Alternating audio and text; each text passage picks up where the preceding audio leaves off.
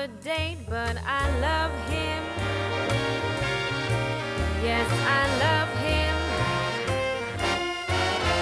And I'm gonna walk up to his gate to see if we can set this straight, 'cause I miss him. I'm gonna ask him,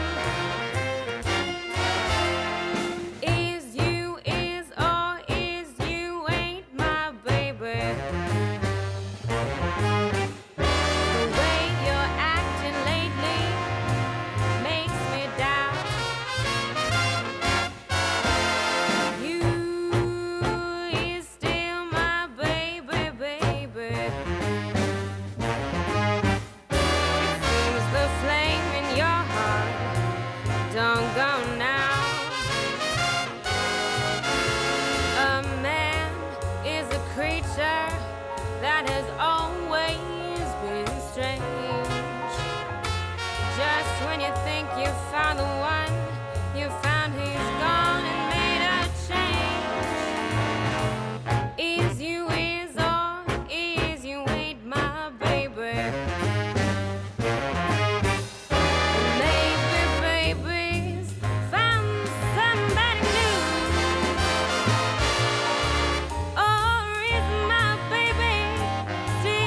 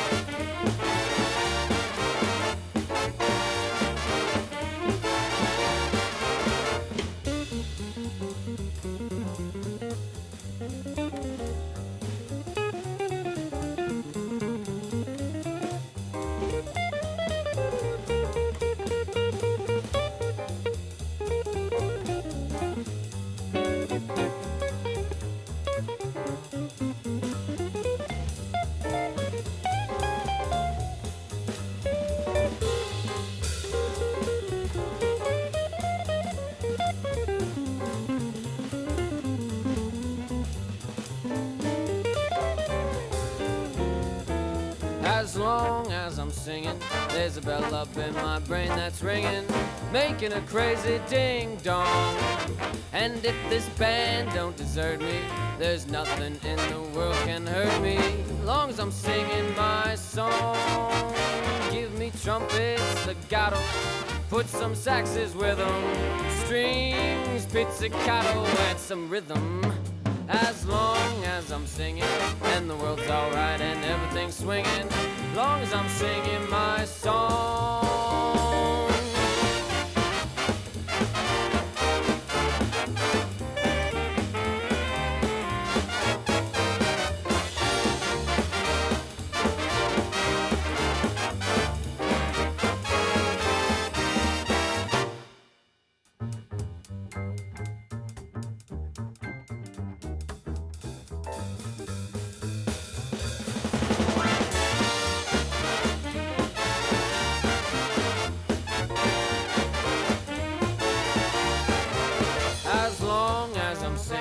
There's a bell up in my brain that's ringing, making a crazy ding-dong.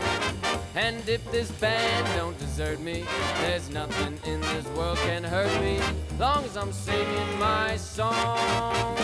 Give me trumpets, legato, put some saxes with them, strings, pizzicato, and some rhythm. As long as I'm singing, and the world's alright and everything's swinging, long as I'm singing mine, long as I'm swinging mine, long as I'm singing my song.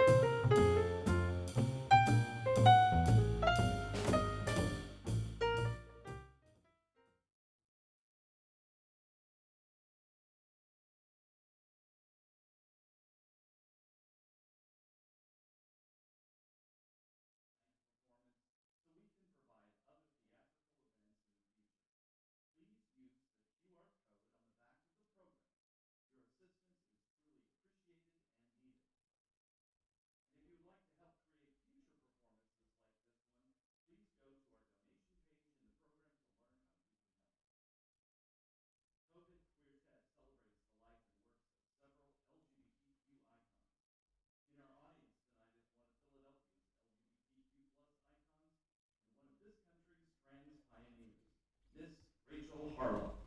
Thank you, Rachel, for joining us at tonight's performance.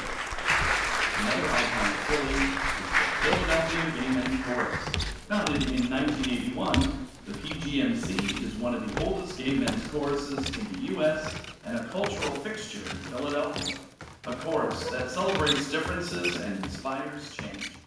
Please welcome Artistic Director Joseph J. Butches and members of the Philadelphia Gay Men's Chorus.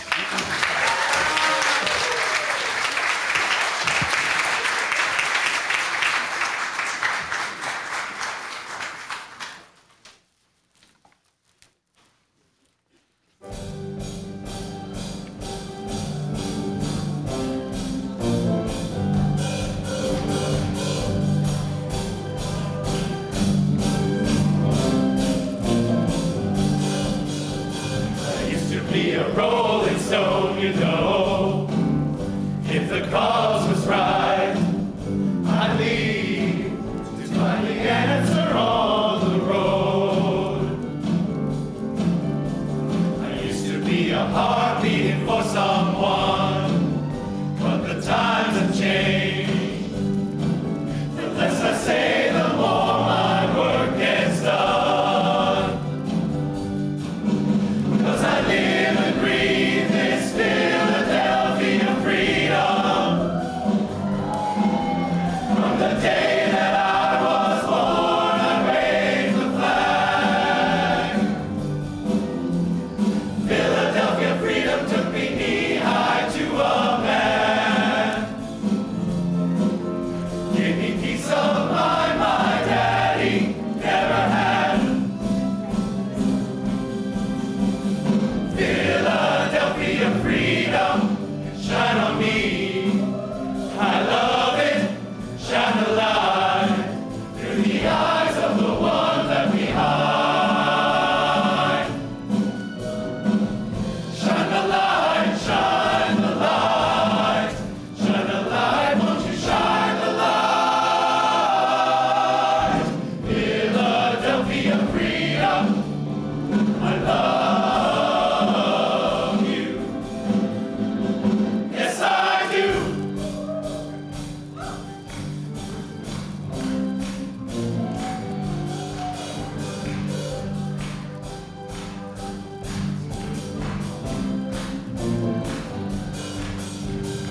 If you choose to, you can live your life alone. Some people choose the city, some people choose some others choose the good old family home. Some people choose the good old family home. I like living easy without family ties. Living easy. Filled with love, freedom, sadly, right between the eyes.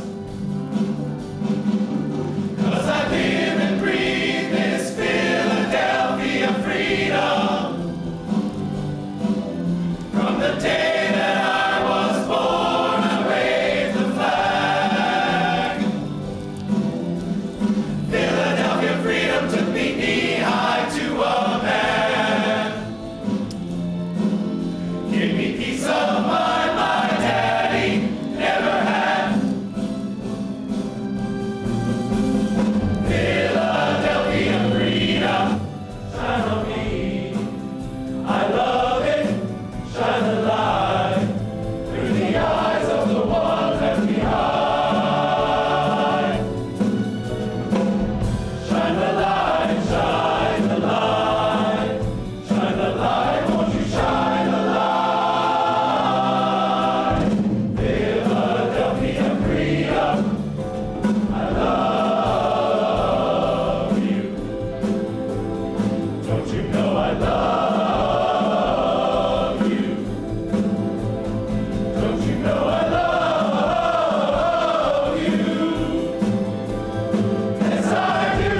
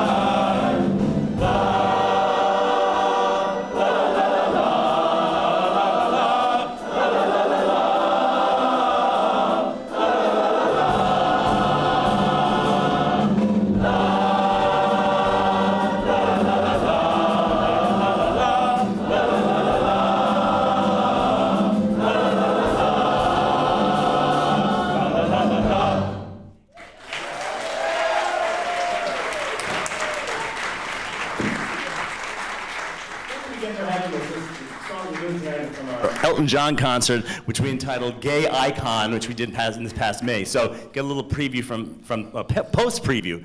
I want to invite you to our holiday concert. We're doing a jazzed out holiday concert. It's all jazz music. The first half is music from the 20s and the 30s. Second half is more contemporary jazz. It's at the Suzanne Roberts Theater on November 30th, December 1st, and the 2nd.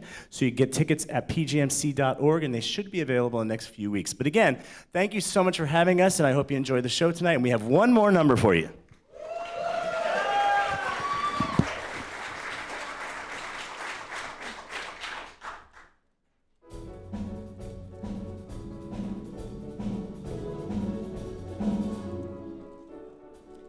Don't go breaking my heart.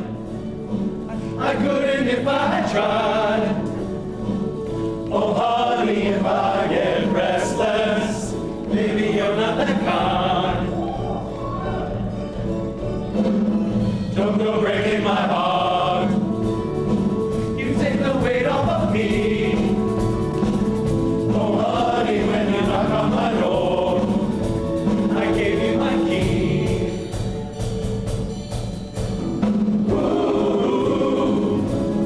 Nobody knows it, nobody knows it. When I was down, I was your clown.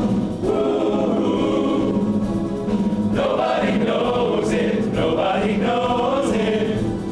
Right from the start, I gave you my heart. Oh, I gave you my heart. So don't go breaking my heart, no, don't go breaking mine. I won't go breaking your heart. Don't go breaking mine. Don't go breaking mine. Don't go breaking my heart.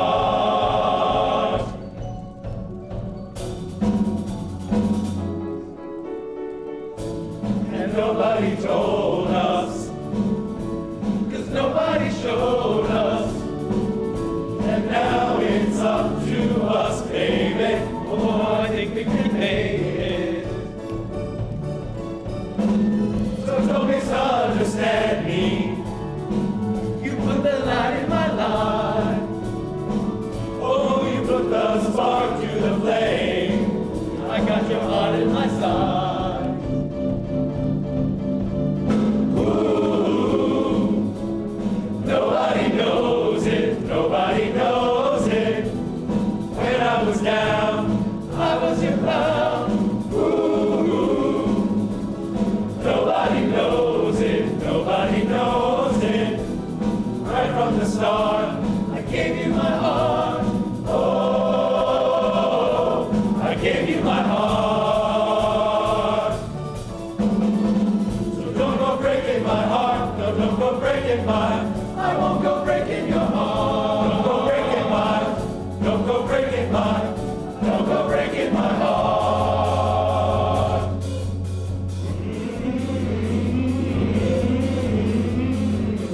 Don't go breaking my, don't go breaking my, don't go breaking my heart. Don't go breaking my, don't go breaking my, don't go breaking my, don't go breaking my, don't go breaking my, don't go breaking my, don't go breaking my, don't go breaking my. Ooh, nobody knows it, nobody knows it. When I was down, I was your clown. Right from the start, I gave you my heart. Oh, I gave you my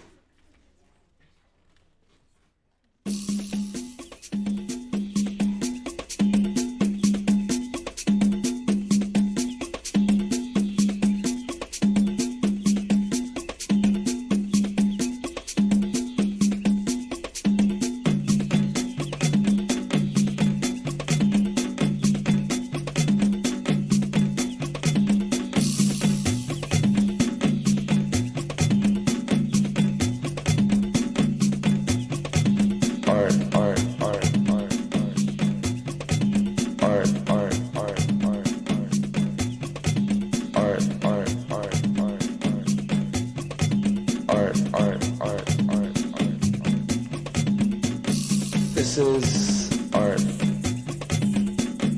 This is art.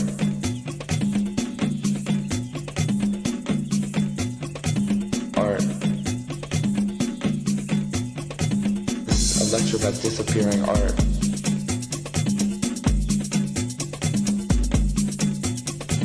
This is a lecture about disappearing art.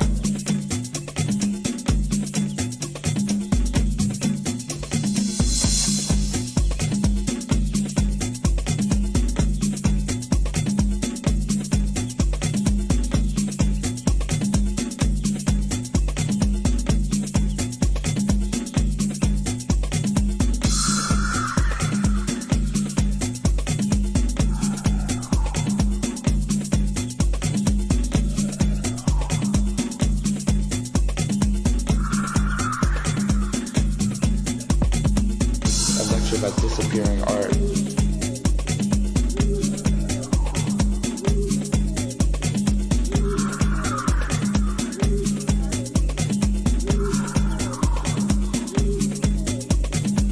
A lecture about disappearing. Project of Cherry Grove? The one and only. I thought so. Oh, I see you like touching me. Willa Cather. You must be Kara. I'm Ray. I'm portraying Keith Haring, the one who enjoys you on top.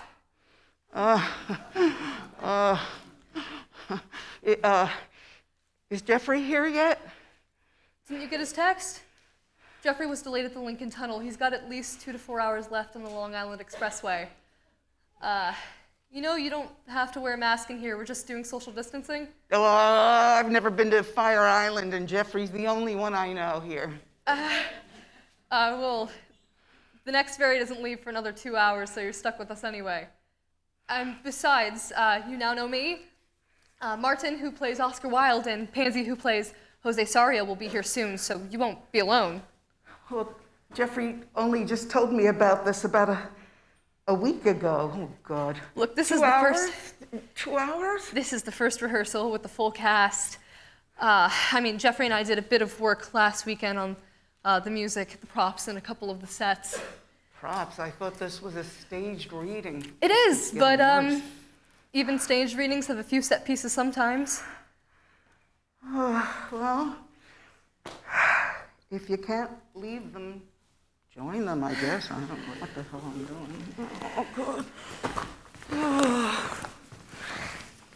Hey, can I help you, please? I'm sorry it's the mother and me, but I cannot be idle while other people are busy. I hate that. Look, there's not much left to do. You could start to undress so I can paint you.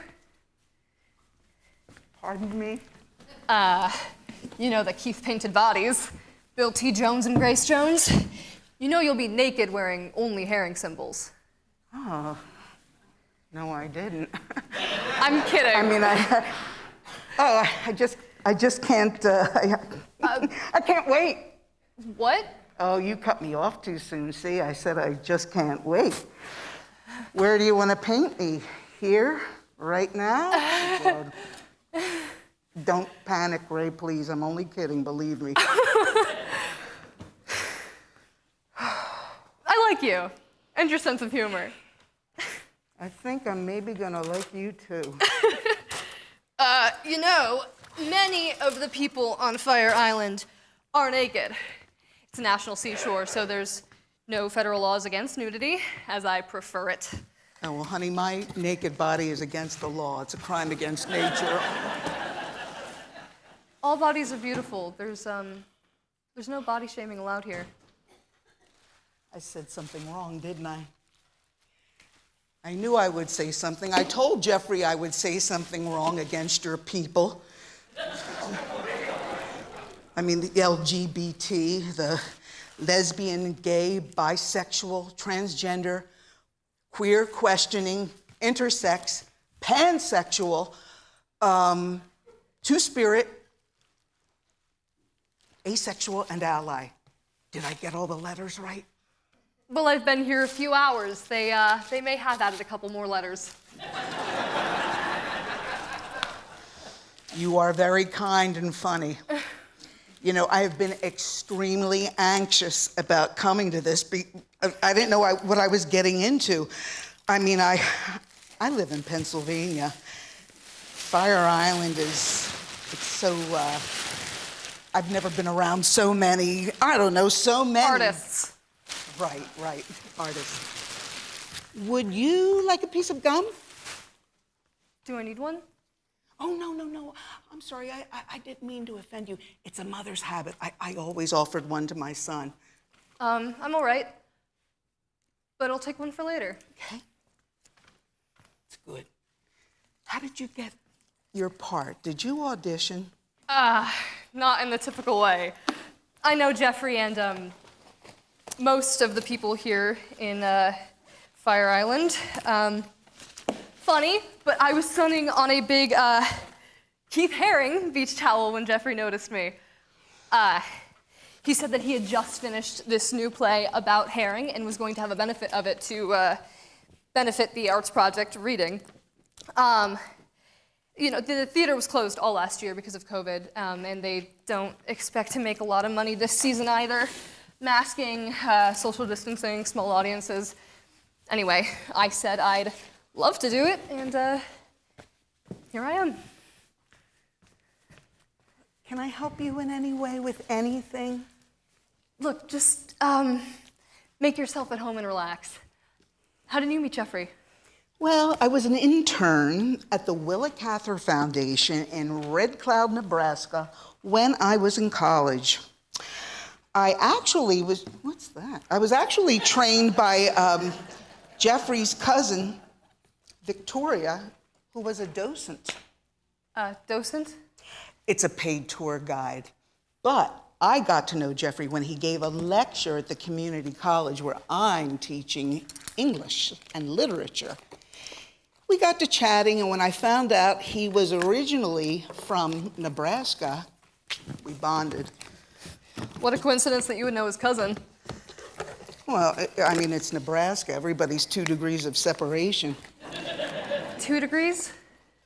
Yeah. You know, the play, 6 degrees of separation. Kevin Bacon? Is he an actor in the play? Yes, he's an actor. Anyway,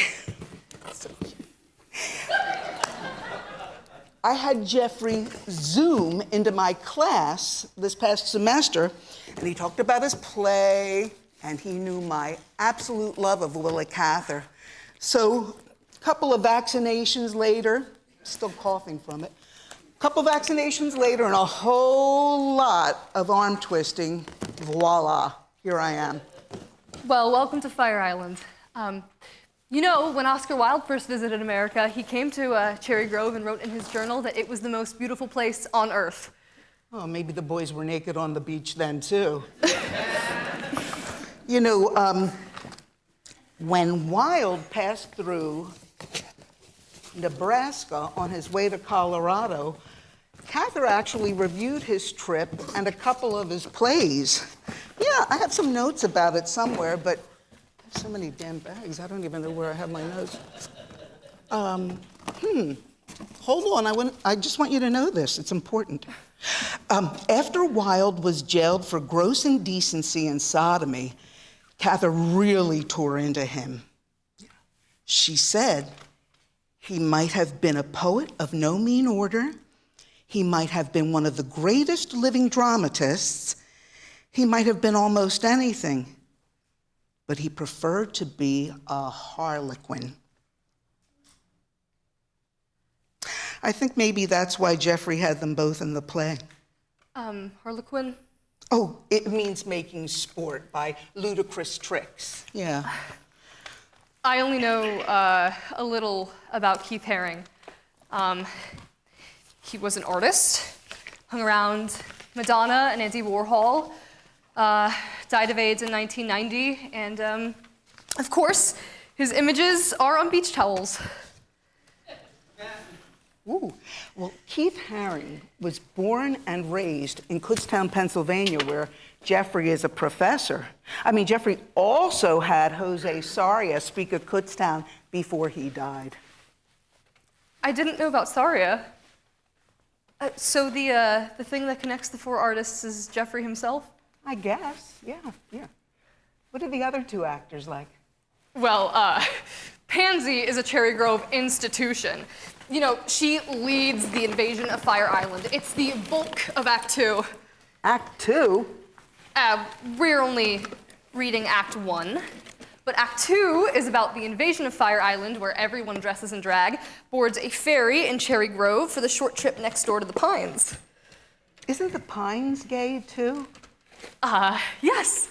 So the story goes that a few decades ago, a guy dressed in drag was day drinking during the 4th of July in a Pines bar, and he was thrown out for not having the right gay image. So when Pansy and a group of like 8 others heard about this terrible insult, they all boarded a ferry and invaded the Pines to teach them a lesson. They got nervous before they landed and started singing God Bless America. But the thousands on the boardwalk loved that, and everyone welcomed them, and so a tradition was born. So now as many as 8,000 people watch or participate in the invasion every 4th of July, except for last year and probably this. But Pansy has been out here during the summers for like 40 plus years, I think, and nobody is supposed to know how old Pansy really is. But Martin and Pansy used to be roommates out here, not boyfriends. They had rental shares in a house with a few others. I think that's when Jeffrey met them. I think Jeffrey and Martin were a thing. But Martin is with Patrick now, and Patrick has a great house out here worth over several $1 million. But Martin and Pansy, who we're actually doing the reading with, are both members of the Imperial Court of New York, the organization that Jose founded. The Imperial Court system. That's the drag queen organization, right? Yes. So the Imperial Court system has about 65 chapters in the US, Canada, and Mexico. All of the members dress up in royal drag and raise funds for charity. The Imperial Court system was one of the first and largest organizations to raise money for people with AIDS before anybody else would. That's why Jose is so important. Not only was he the first gay out man to run for public office, but he founded the court system in 1965 when he declared himself empress. Both Martin and Pansy are members of the New York chapter, one of the oldest and largest of the chapters. Wow. You see, you know a whole lot more than I do. Are you a drag queen? Maybe to some. I identify as non-binary or gender non-conforming. I'm not a woman, but a man is, I'm just me. I'm so sorry. I said something to offend you. I knew I would say something wrong. You didn't offend me. Certainly nothing to cry over. You're so kind. And I knew I would say something wrong. It's just that you remind me so much of my son Phil. And I always said the wrong thing around him. Are they queer? Oh, that pronoun, they. Queer, gay, they.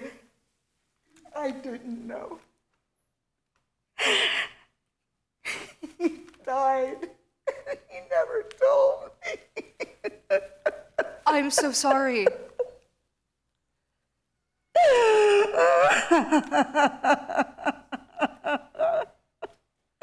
No, I'm sorry. It's been almost 2 years. I'm still so emotional.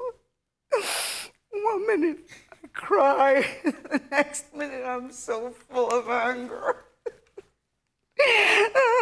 I think Jeffrey asked me to do this as a form of therapy to help me to get back into the world after quarantine. My son was dead. Well, Fire Island is More like out of this world. Oh, you're so like my son. Thanks for the compliment. Were you and Phil close?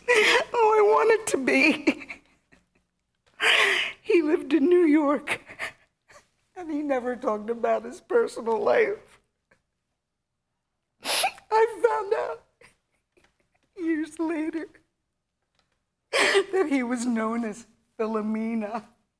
I guess he had been doing drag for a great many years, but he never told me about it or said that he wanted to be a woman. Doing drag doesn't have to mean that Phil wanted to be a woman. God, there I go, assuming again. I'm so sorry. Oh, God, it's just that I never, ever talked to me about his life. I didn't know a lot about gay people, but I wanted to know, and everyone told me not to push it. Not to push it, let him come to me of his own accord to talk to me about it when he was ready. Maybe I just didn't want to know.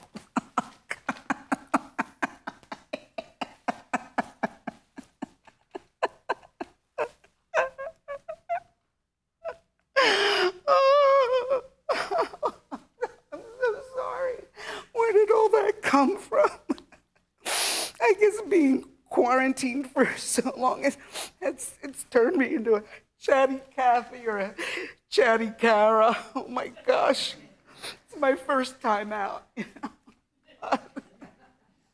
It's the first time I've been out in all this time. Ray, I probably look like a raccoon right now. Can you tell me, is there a place I can go to fix my face before I meet the others? Of course. The dressing rooms and the bathrooms are downstairs. Oh, thank you. Thank you so much. I'm really sorry for being so emotional. It's no problem. I'm really sorry about Phil. I really appreciate your being so easy to talk to. It's just that you remind me so much of him.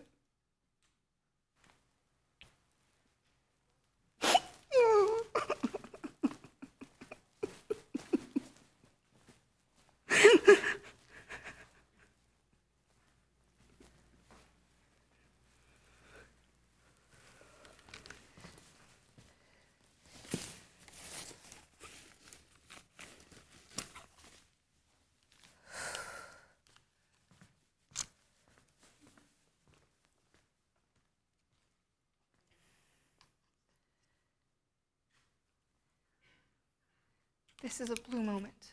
This is a blue moment.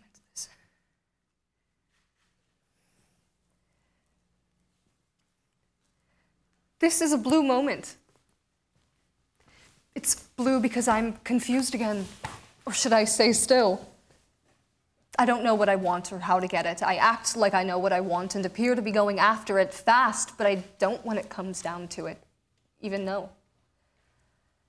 I guess it's because I'm afraid I'm wrong.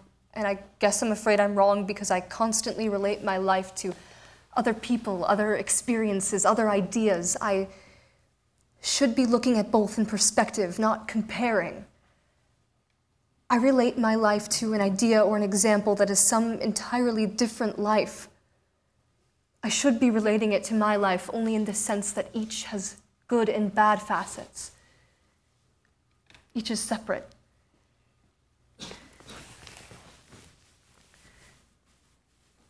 If I always seek to pattern my life after another, mine is being wasted, redoing things for my own empty acceptance.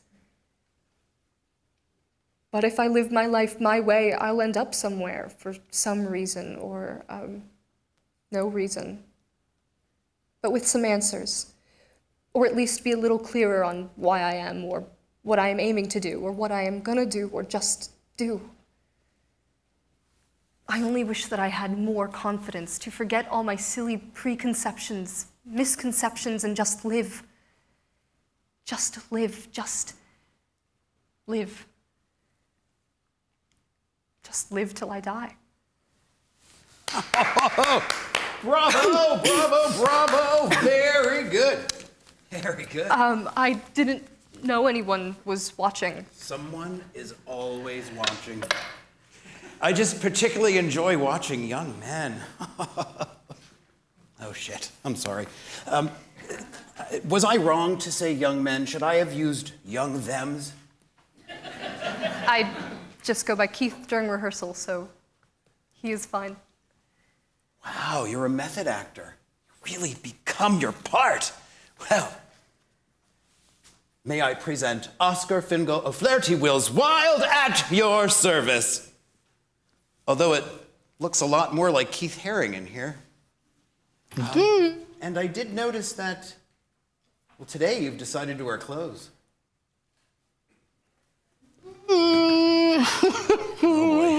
God save us, noble queens. God save us, Nelly queens. Oh, God save us, queens. God save us from Pansy. Your Majesty is late, and I see you carry your own throne now. Well, I'm an empress. I deserve a throne. For the royal flush, I suppose. As I said, Your Majesty is late. I'm late. I don't see Jeffrey anywhere. Yeah, Jeffrey texted. He's running late. He's probably going to be on the last ferry, but he wants us to do a run-through. Hey, you remember Ray? Yes. Nope. Keith Haring. Oh, okay, Keith. Come over here and move this ugly chair for me. Thank you. So, where's the other one? The straight one. The one from Las Vegas. No. Kara is from Nebraska, not Nevada, and she now lives in Pennsylvania, where she's a teacher near Jeffrey. Kara is here. She just went down to find her dressing room. There are no private dressing rooms in the arts project. No. Just a basement with some mirrors on the wall and a long table and some chairs and a couple racks of costumes. We're all the same down there. For a change. That's right. All men are in the gutter, but some of us are looking at the stars. Oh, spouting one of your witty epigrams, Mr. Wilde. Oh, I love hearing myself talk. It's one of my greatest pleasures. In fact, I often have long conversations all by myself, but I'm so damn clever, I often don't understand a single word I'm saying. Really getting into the part, I see. Oh, I love acting. It's so much more real than life. Don't mind him. He quotes Oscar Wilde day and night, whether he's in a play or not. You must be Pansy. Yes, dear. And you're Martin? I'm Kara, or just C. Ah, the big C. Wait. Don't say it. She won't understand your humor. Listen, I thought you were going to shave that monstrosity off your face. You're playing a drag queen, not Santa Claus.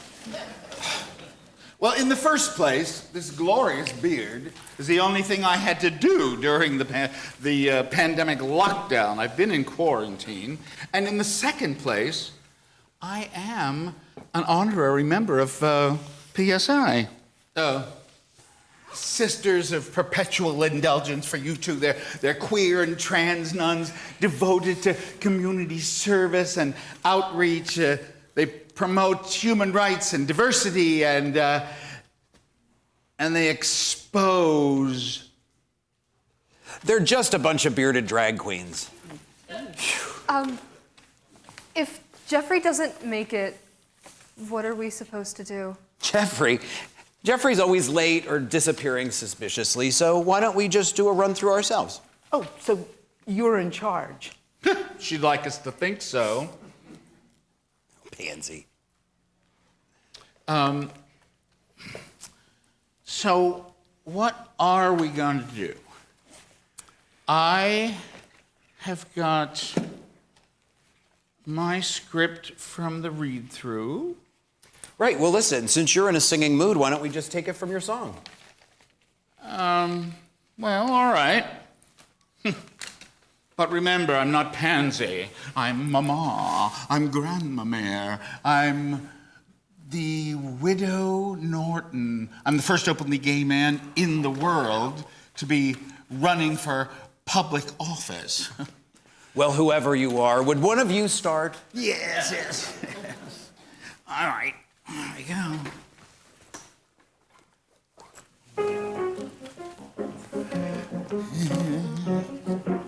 I brought a few things along. Surprise, surprise. Oh, jeez. Fancy.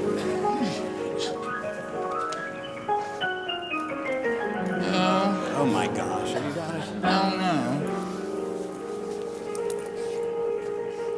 One more? Yeah. Yeah. Now, hello, everybody. We're glad to see you are here to sing and dance and entertain you and bring you all lots of cheer. For all of us are a dandy. On that, of course, you can rely. So hello, everybody.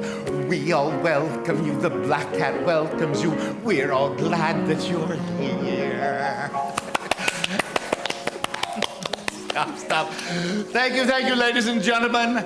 And I'd like to welcome you all again on behalf of the working staff of the Black Cat. It's always exciting to see who comes out to the Black Cat when I'm here, because you never know what you're going to see. It might be wolves in sheep's clothing. Oh, and we're always glad to see the leather jacket girls. Kids. You know, those queens that work all week in a necktie, and then on Friday they shed their Ivy League look and put on those gay leather jackets, with the chains and all, you know. It's so gay I can't stand it. Wow. So anyhow, that's when I first came down to the Black Cat. So when I first came to the Black Cat, it was so interesting for me to see that everyone here was leading a double life, you know. At night, they were something else. And in the daytime, straight. So, well, that's what I began preaching. I began preaching, look in the mirror, recognize who you are, recognize what you are. Oh, honey, you're not gonna fool anybody. There's nothing wrong with it. It's not a disease. And so that's when I started out. I started preaching and singing and telling jokes. Madam, a woman not unlike yourself went to the eye doctor. She goes to the eye doctor afraid that she's losing her sight. The eye doctor says, stand right there against the wall. He goes to the other side of the room and pulls out a little card. Can you read this? He says. No, I can't. I'm sorry. I can't see it. All right. So he pulls out a bigger card. Can you see this one? No, not a thing, she says. Oh, he holds up a larger card. No, nothing still. Well, at that point, he gives up and unzips and whips it out. I can see that, she says. Well, the doctor says, then don't worry. You're not going blind. You're just a little, cockeyed. Oh, Pansy, that is not in the script. Maybe what you could do is switch arts project with Black Cat in the song. Arts project? Wait. You're the one that's now transposing or adding to the script? Is that because you're the only one that slept with the director? Pansy. What I think is we should move on to Wait. Let's move on to. Oh, I know. We'll do Paul's case, right? Since I won't need any direction, since my part is so small in Paul's case, having not slept with the writer. Writer? Did you know Willa Cather in 1905? Bitch. Right, honey. You're Paul, okay? Paul has no lines, so Paul is silent. Okay, Karen, pick it away. Oh, my name is Kara. Oh, but you look so much more like a Karen to me. Pansy, she doesn't understand your sense of humor. And isn't this supposed to be a study in temperament? Places, everyone. Paul's case, a study in temperament. Begin. This is my first rehearsal. I'm not sure what I'm to do. You read the lines that say Cather. No, I meant I have a question. This doesn't seem like traditional theater. It's got all this narration. I don't understand what my character is all about. Great, another method actor. It's called presentational theater. Jeffrey studied it at Northwestern when he went there, and he also studied it under Frank Galati, the Tony Award-winning director, Ragtime, Grapes of Wrath. Yeah. So in this, you're the narrator, and I'm Paul's inner consciousness, the fanciful, the imagined. Well, you're more, the modern or mundane. The Pansy over here, Pansy represents society and societal pressures. And at this point, Pansy also represents the director. So begin! Well, I was thinking I'm more like Paul's mother. Yeah, it never mentions his mother, ever. Wait, well, I have a note somewhere. Actually, Cather says, hold on, I have my note. I want to let you know, Cather says his mother died after a long illness. Well, whether alive or dead, a mother is always a part of a son's life. Okay. You're a mother. Begin.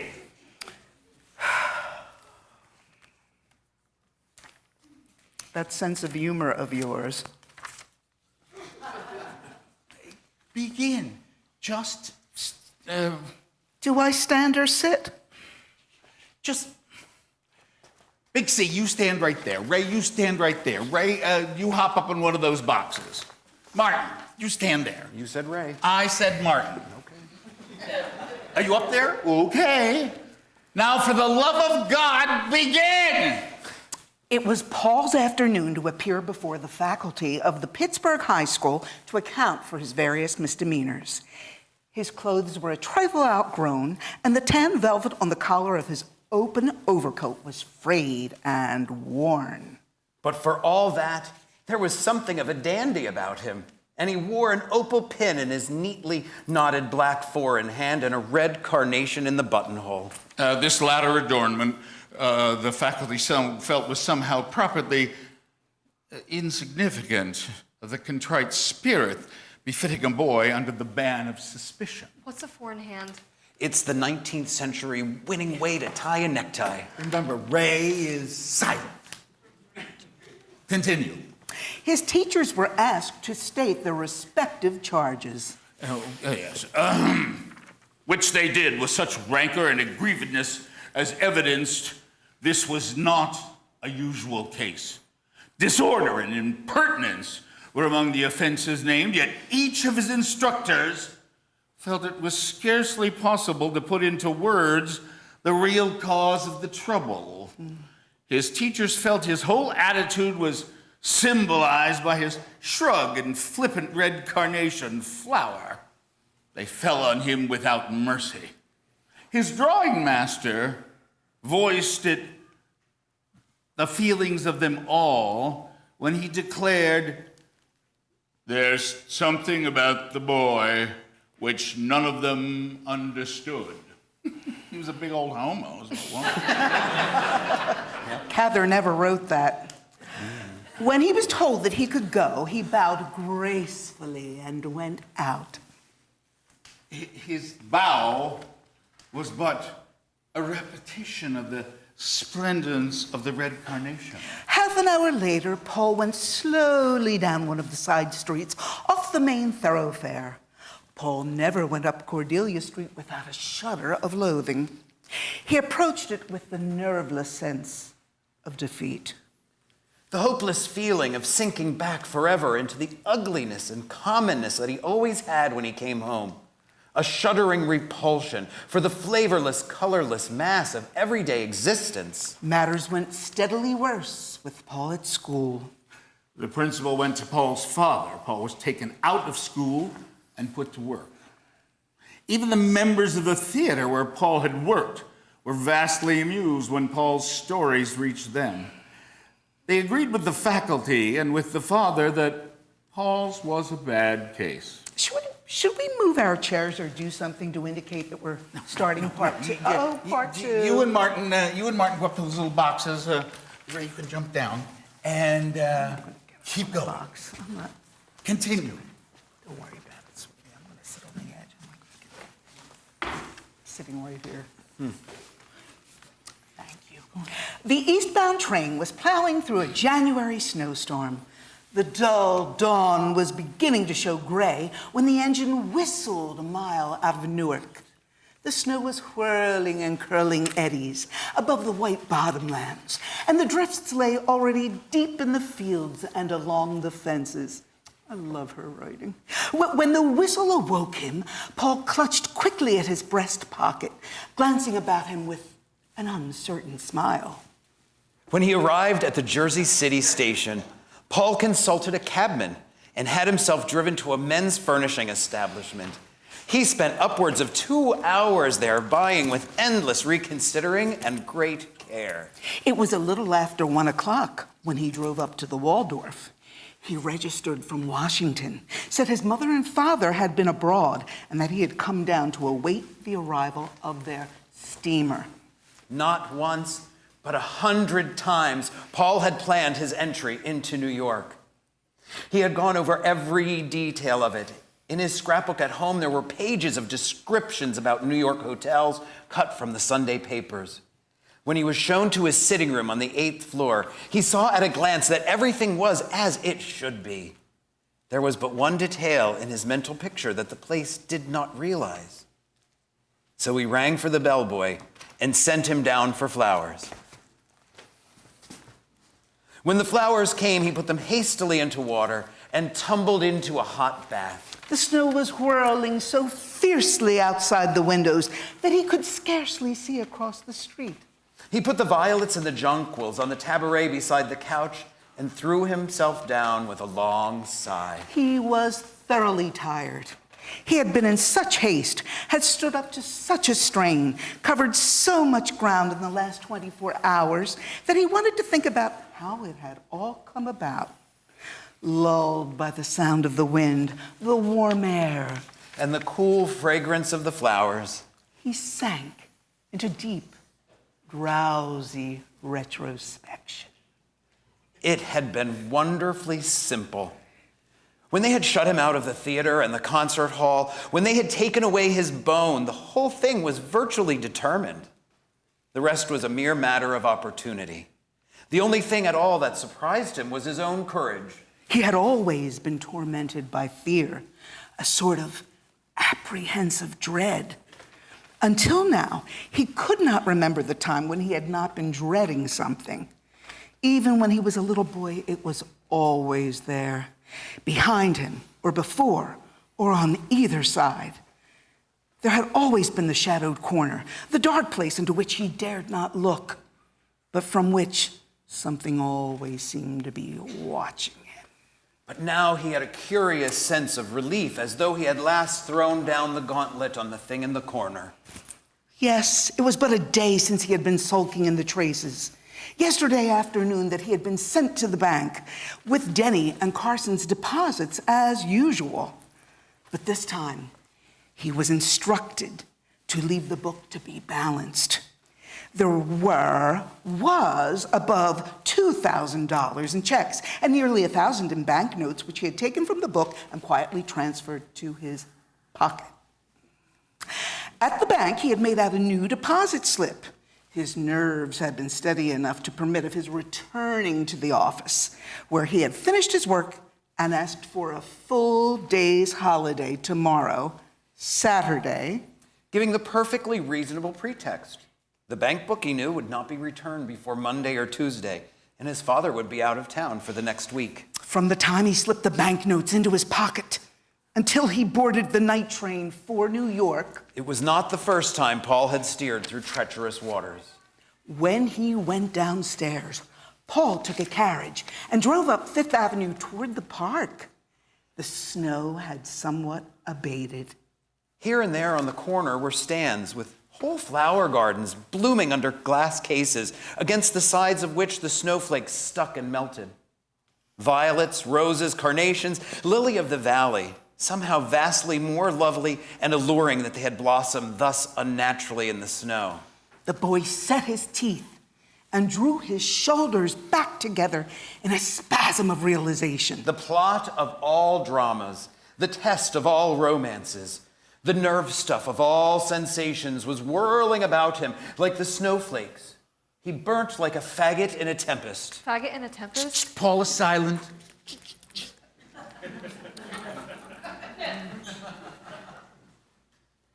The lights, the chatter, the perfumes, the bewildering medley of color.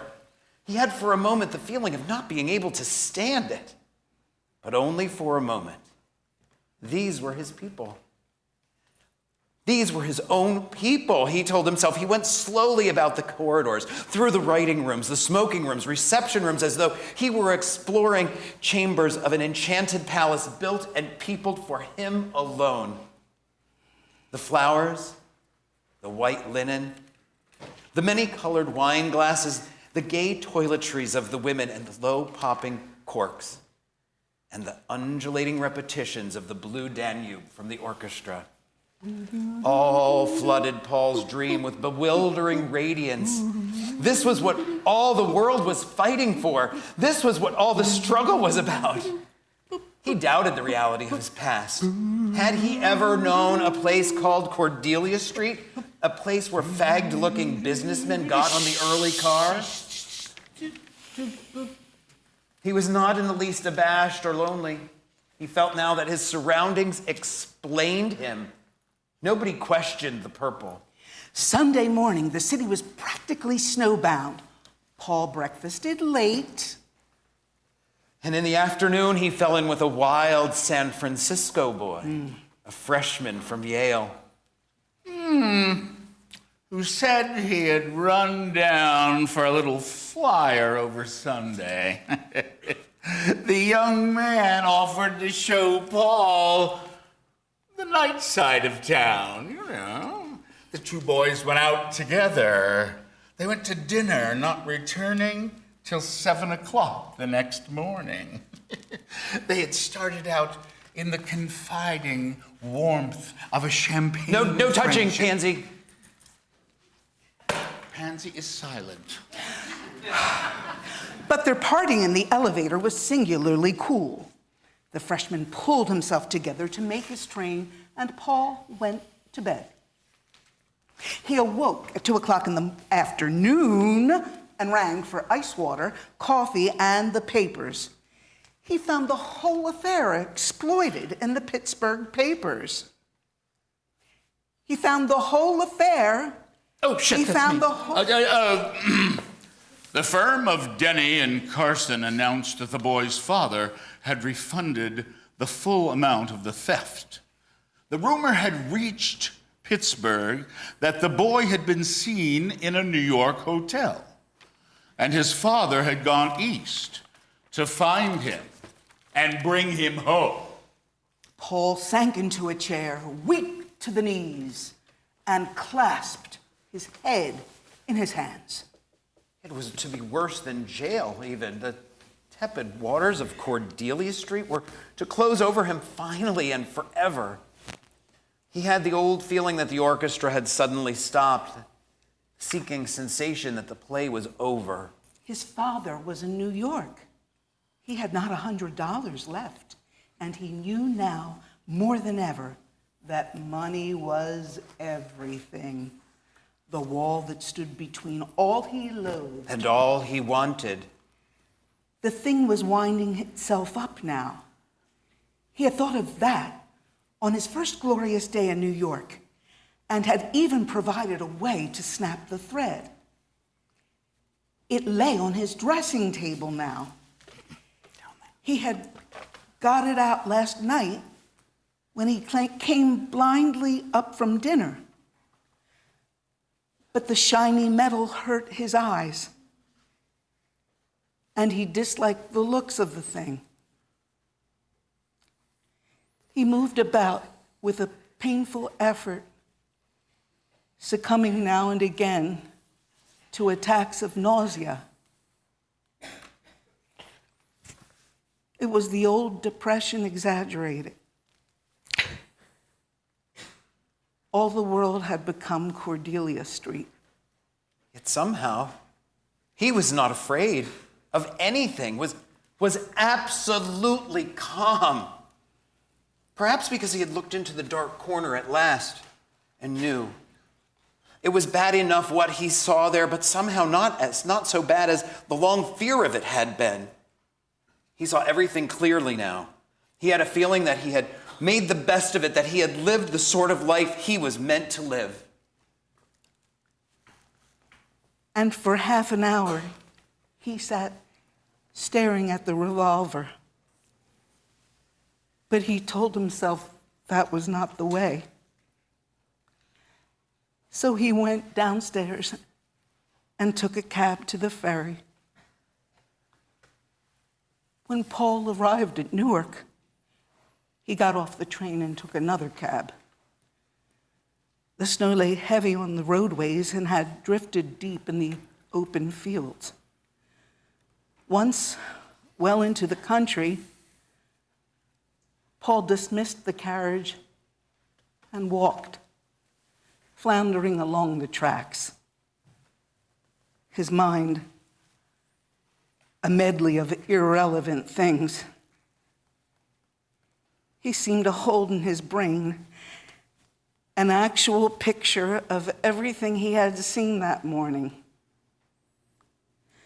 When he reached a little hillside where the tracks ran through a cut some 20 feet below him, he stopped and sat down. The carnations in his coat were drooping with the cold, he noticed, their red glory all over. It occurred to him that all the flowers he had seen in the glass cases that first night must have gone the same way long before this. It was only one splendid breath they had, in spite of their brave mockery at the winter outside the glass, and it was a losing game in the end, it seemed, this revolt against the homilies by which the world was run. Paul took one of the blossoms from his coat and scooped a little hole in the snow where he covered it up. At the sound of an approaching train, he started to his feet. Remembering only his resolution. He stood watching the approaching locomotive, his teeth chattering, his lips drawn away from them in a frightened smile. Once or twice he glanced nervously sidewise, as though he were being watched. When the right moment came, he jumped.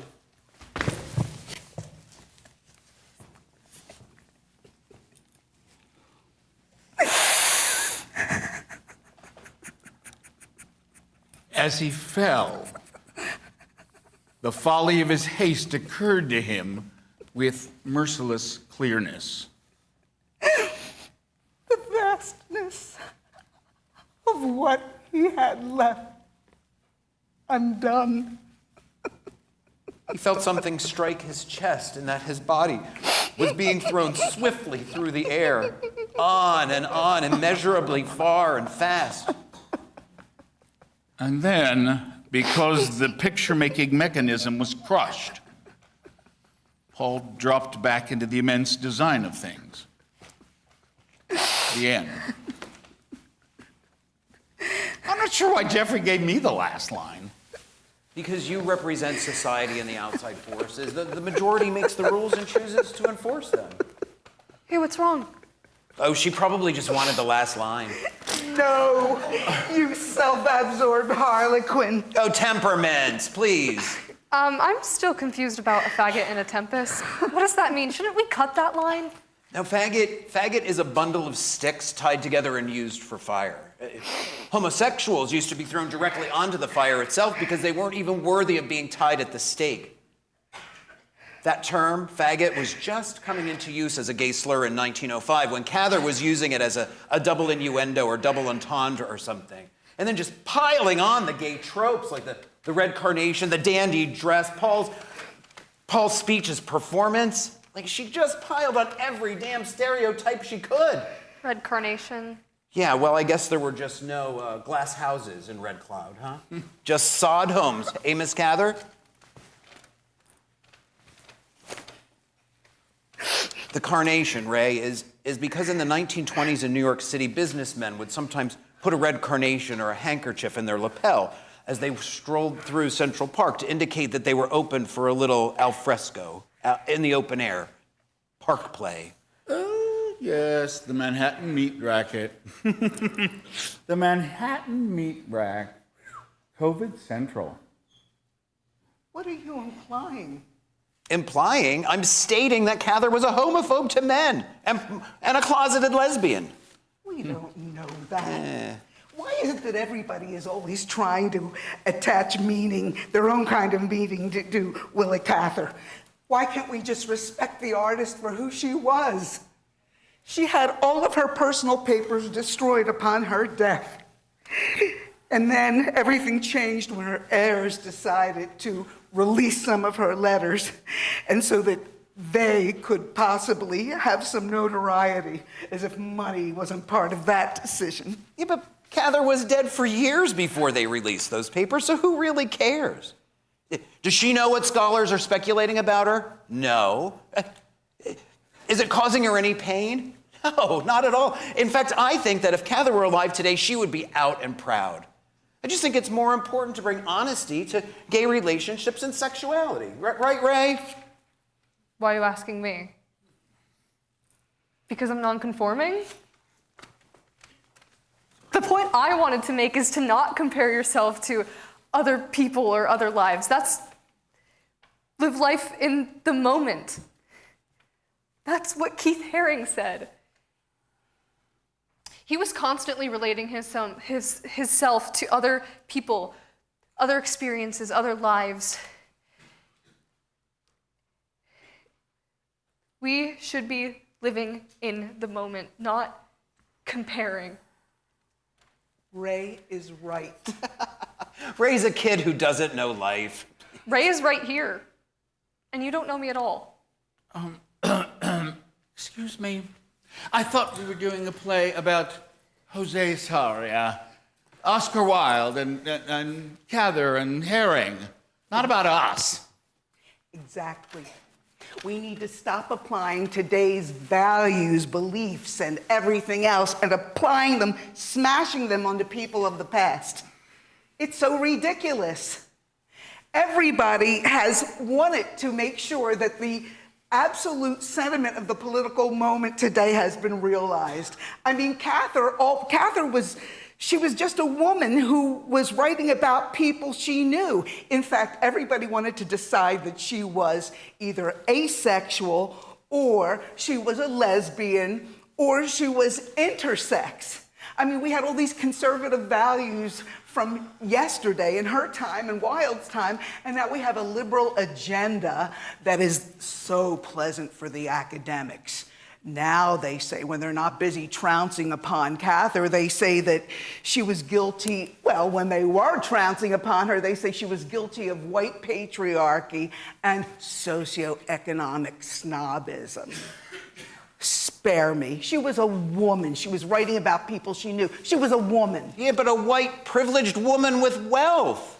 You know what? I am a teacher, but some things go too far. Yes. You know, in the book, let me go back in let me think about my Cather books. My Antonia. In My Antonia, they decided that the narrator was her repressed self because she might have been intersex, and she was a feminist. Also, they decided also that the narrator and the protagonist, Jim Burden, was a big white oppressor, right? Big white oppressor. And also he was an insensitive, boorish, loud, a sexist oaf who didn't give a good goddamn about his poorer relatives and his poor neighbors. And don't let me get into the sexual iconography. In the book, Song of the Lark, there are two gorges. They converge. Two gorges converge, and that is supposed to be symbolically a vagina. Jesus Christ, give me a break. Well, sometimes a chair is just a chair, even though there's no one sitting there. Why are you singing Luther Vandross? Well, we were getting a little off track, and I thought it was the perfect space for a little tribute to Miss Dionne Warwick and symbolism. Well, you're right about one thing, getting back to the script and to rehearsal, but Vandross sang it first. All right, well, let's go back to where we were.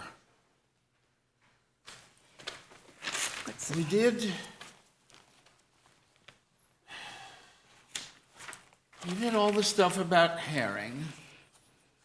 We didn't do any of the stuff about herring. We need to get back to rehearsal.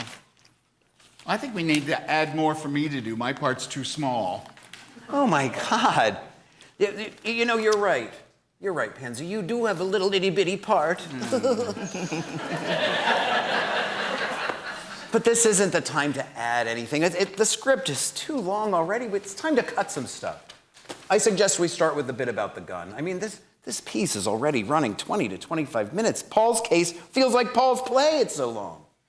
You know, we just cut the gun. You still get the idea of the suicide. Wasn't it Wilde who said that suicide is the greatest compliment a man can pay to society? There has already been too much cutting of the story. It's Paul's life, and it's his life. We're talking about a young boy who lost his life, who just lost his life too soon. People want to know what he was thinking, what he was going through, why he... Cather hated when people edited her works. The gun is important. Kara's right. The gun shows that he always intended or knew that he couldn't exist in this world. The gun is important, and you're not the playwright, you're not the author!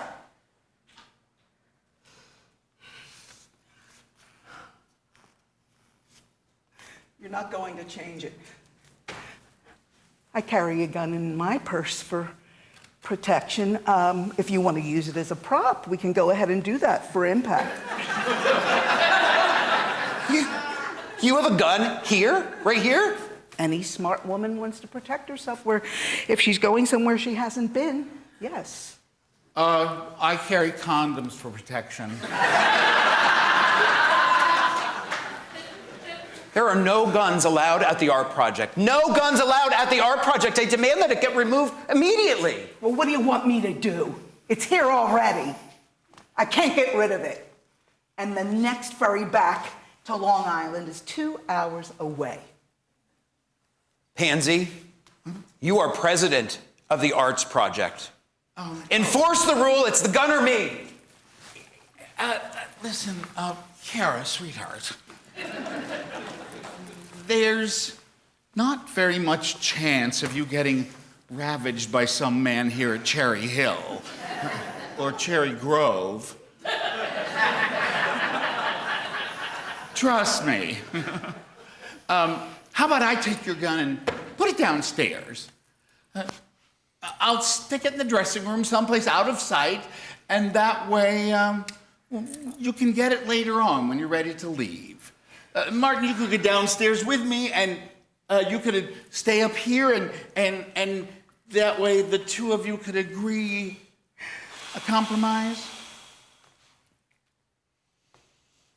Keep the Arts Project going.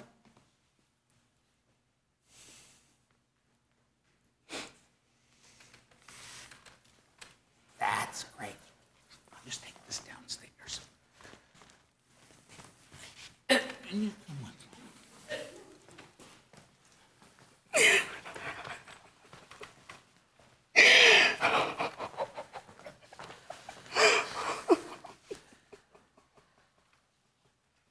I keep losing.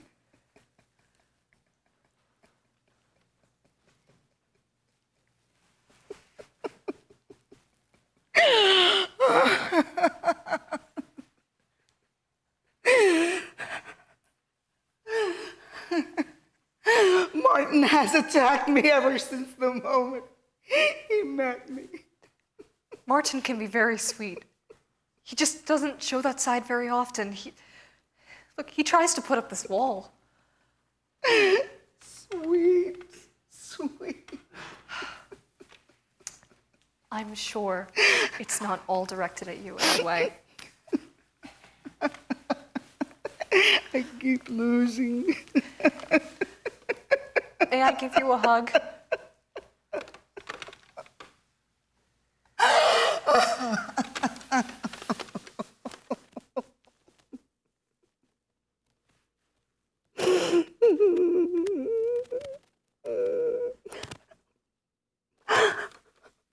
don't know why I let him get to me. I mean, you said it. His wrath isn't only directed at me. I mean, who else would he be upset with except the whole world? So you're commuting back to the island tonight? Yes. The only available spot was the clothing optional Belvedere guest house for men.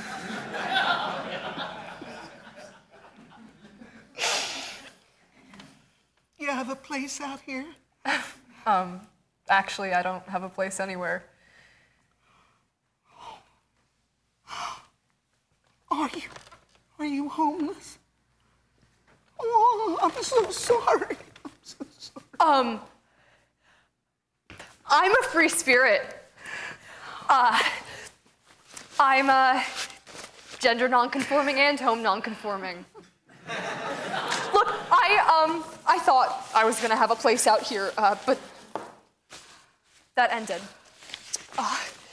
But people are always asking me to stay over, so I rarely have to go back to New York, and I always have the beach, and my Keith Haring beach towel is an option for me. Did you lose your job because of COVID? I was kicked out by my family years ago for being queer. But the young can always depend upon the kindness of strangers. That's from, a play, isn't it? Streetcar Named Desire. Listen, Ray, I don't want to pry, but you said Martin met you on the beach when you were naked.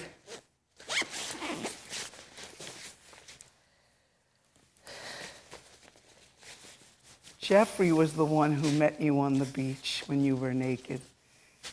Is Jeffrey paying you? You mean being paid to do the play? But I'm just donating my services, same as you. I love Cherry Grove and the Arts Project. Do you need money or food? And I just offered you gum. Christ. I do all right. And I like gum. God, I really don't know what to say or what to do. I mean, I keep making these stupid mistakes, and you're so kind. You're so kind. I don't want to offend you. I'm very self-sufficient. And you don't need to pay me or give me anything to be nice to you. I think that you're funny and kind as well. You know, even when Keith Haring was dying of AIDS, he went out in the cold to the inauguration of New York's first black mayor, David Dinkins. He never had any sort of delusions about living until he was an old person. He said that there are works that he created that are going to be here forever, so the work lives on, long past when he would be here. So just live. Just live till you die. Ray, you said that Martin wasn't only angry with me. Did you mean yourself? He might be mad at you. I don't know if he was angry at me, but Martin and I do have a history. So he does know you. I don't know where I got the impression that you had never met. Well, you can know someone without ever officially meeting.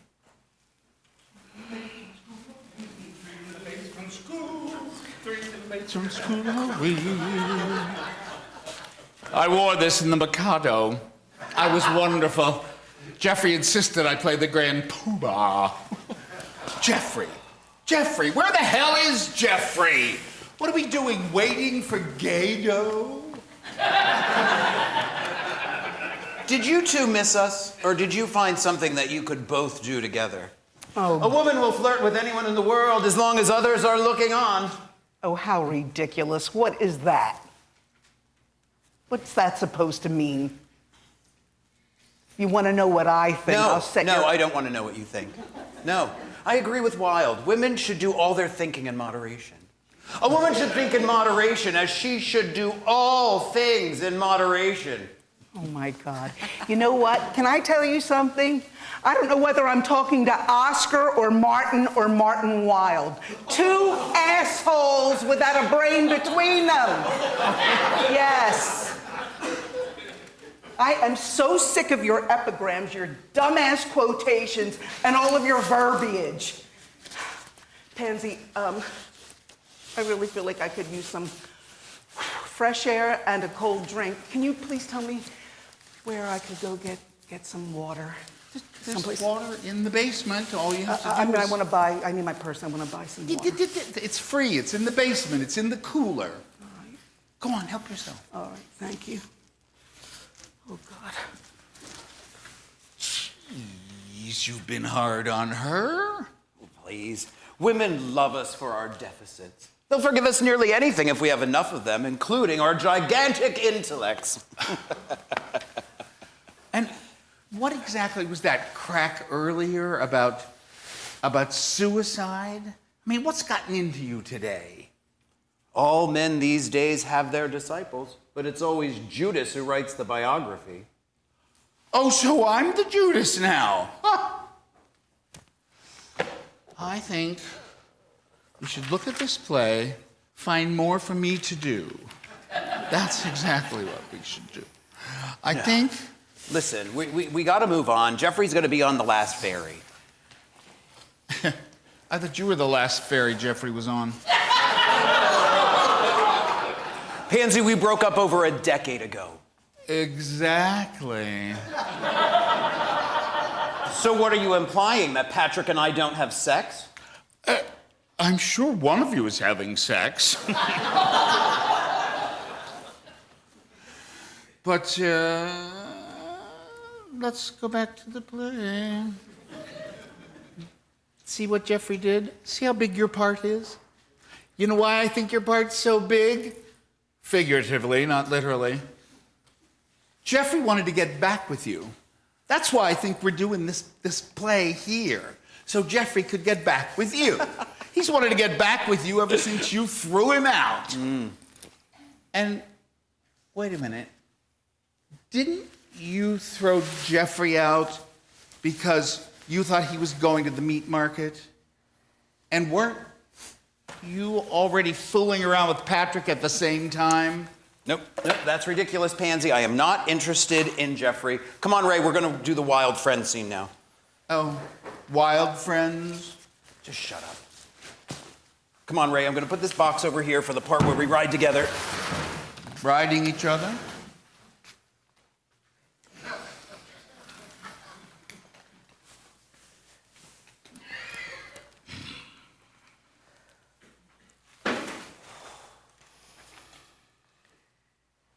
I was nearly 16 when the wonder, beauty, and pain of love was revealed to me. I hurried to my friend to tell him all the wonderful news. To my surprise, he was cold and said a little bitterly, I thought. You seem glad to go. Should I use my voice for my Keith Haring voice? Or should I use a British accent? You seem glad to go. Your own voice, please. Glad to go, I cried. I should think I was. Fancy going to Trinity College, Dublin. From this place, why, I shall meet men, not boys. Of course I'm glad, wild with delight. The first step to Oxford and fame. I mean, you seem glad to leave me. You silly fellow, of course not. I'm always glad to be with you, but perhaps you will be coming to Trinity College too, won't you? I'm afraid not. But I shall come to Dublin frequently. Then we shall meet. You must come and see me in my rooms. My father will give me a room to myself in our house, and you know Marion Square is the best part of Dublin. You must come and see me. He looked up at me with yearning eyes, sad, regretful eyes. The future was beckoning to me, and I could not help talking about it, for the golden key of Wonderland was in my hand, and I was wild with desires and hope. My friend was very silent. When do you go, Oscar? Early tomorrow. I believe the usual train. In the morning, just as I was starting for the station, having said goodbye to everyone, he came to me very pale and strangely quiet. I'm coming with you to the station, Oscar. Oh, I'm glad. My conscience pricking me that I had not thought of asking for his company, but I am very glad. My last hours at school will always be associated with you. He glanced up at me, and the glance surprised me. It was the glance like a dog gives to me. But my own hopes soon took possession of me again, and I can only remember being vaguely surprised by the appeal in his regard. When I was settled in my seat on the train, he did not say goodbye and go, and leave me to my dreams, but brought me papers and things and hung out. The guard came and said, "No, sir, if you are going." I liked the sir. To my surprise, my friend jumped into the carriage and said, All right, guard, I'm going. But I shall slip out as soon as you whistle. The guard touched his cap and went. I said something. I don't know. I was a little embarrassed. You will write to me, Oscar, won't you? And tell me about everything. Oh, yes. Oh, yes. As soon as I get settled, you know. There will be such a lot to do at first, and I am wild to see everything. Oh, I wonder how the professors will treat me. I do hope that they won't be fools or prigs. Oh, how I wish all professors could be poets. And so I went on merrily, when suddenly the whistle sounded, and a moment later the train began to move.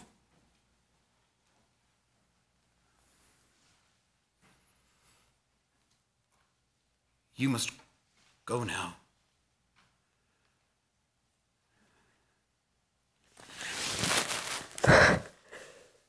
Oh, Martin.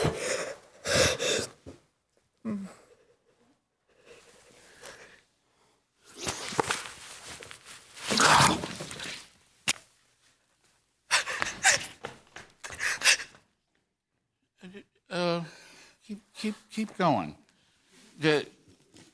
Finish the scene, go on. Oscar sat there all shaken, suddenly becoming aware of the cold, sticky drops trickling down his face, his tears. This is love. This is what he meant. Love.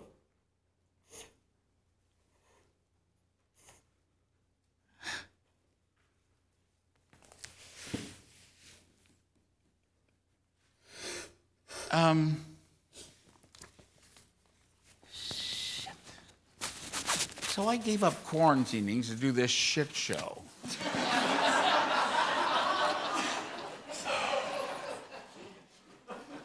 Oh my God, Pansy, what am I gonna do? Pansy, I can't tell Patrick that Ray just kissed me and probably exposed me to COVID. I'm sure he is not vaccinated. Well, then, tell him the truth. Tell no lies, no sweet little No, lies. stop fucking singing, Pansy! Stop it! You know that Patrick almost left me when he found out that I went to the meat rack. Then just say nothing. Nobody has to know anything. So if I don't tell him and he gets COVID with his heart condition? Well, then What if Patrick dies? Then tell him the truth. You can't keep the truth from the ones you love, especially if it's going to save their life.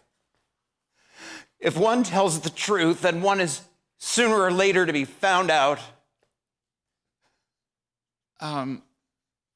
Yeah. Look, you need to think about something else. Let's move on with this awful script, huh? Come on, jump up to where Oscar Wilde talks about the Ballad of Reading Jail. Go on, you've got a monologue there that starts on 36. The Ballad of Reading Jail. Go on, you don't want the big C to see a cry, do you?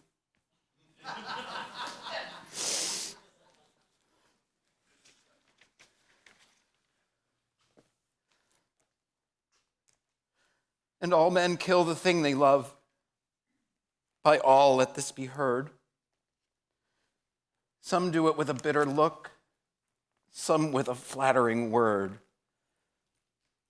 The coward does it with a kiss, the brave man does it with a sword. That's great. It's great. You really know Oscar Wilde. Go on, go on. I can't go on, Pansy. I can't go on. I'm so fucking tired of acting. Man, I could kill Ray for fucking kissing me, then putting me at risk, putting everything at risk. And I could kill that fucking woman too. For egging him on. I know that she is behind all of this. Maybe I should just kill myself for doing this play and risking everything. I hate her so much. I fucking hate Willa Cather. Oh, she's behind this. I know she's behind this, and no, I cannot go on. No one has to know anything. No one has to know. You know. Ray knows. She knows. Pansy, you don't know everything, and you know Ray's not vaccinated. Patrick never leaves the house. How could he get it if not from me? You're not going to get COVID. Yeah, you don't know that. You're not going to get it. He's not going to get it. Just tell him some fool kid kissed you. Patrick will understand. Ray kissed you. That's the truth. I'll swear to it. The truth. The truth. You don't understand the truth, Pansy. Truth. The truth is it was Ray. Ray's the boy that was in my bed at my house with me when Patrick found us and almost left me. Ray! You took Ray home to your house. What, more than once? Well, then why the hell did you agree to do this benefit with Ray? Because I didn't know Ray was doing it when Jeffrey asked me to do it. I had no idea he had cast Ray as Herring. Jeffrey doesn't know what happened between me and Ray. And I haven't told Patrick yet that Ray is in this play. And I hate secrets, and I hate lies, and I hate having to act like something I'm not, always fucking pretending. Acting like I'm straight. Acting like I'm a monogamous. Acting butch. Acting like I've never been to the meat rack. And now, this goddamn fucking virus, quarantining for a year, living with another plague, acting like life isn't hard and never being free. Marty, did you tell Ray your HIV status? Are you listening in the wings again? How long have you been standing there? No, I'm sorry. I was looking for my purse. Can you please just get me my purse? Will you give me my purse, Oh, please? sure. All will be revealed.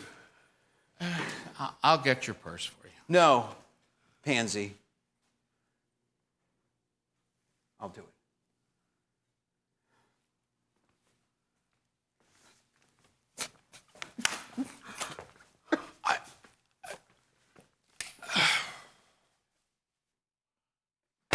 Shit show. It really needs to be more pansy show.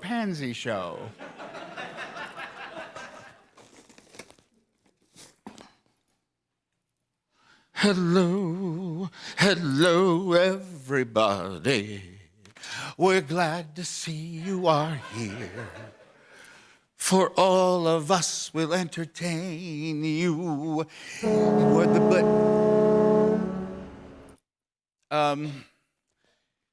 Here at the Black...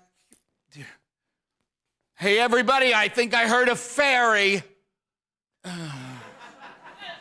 So, the Black Cat welcomes you. We all welcome you. We're all glad... Oh, shit.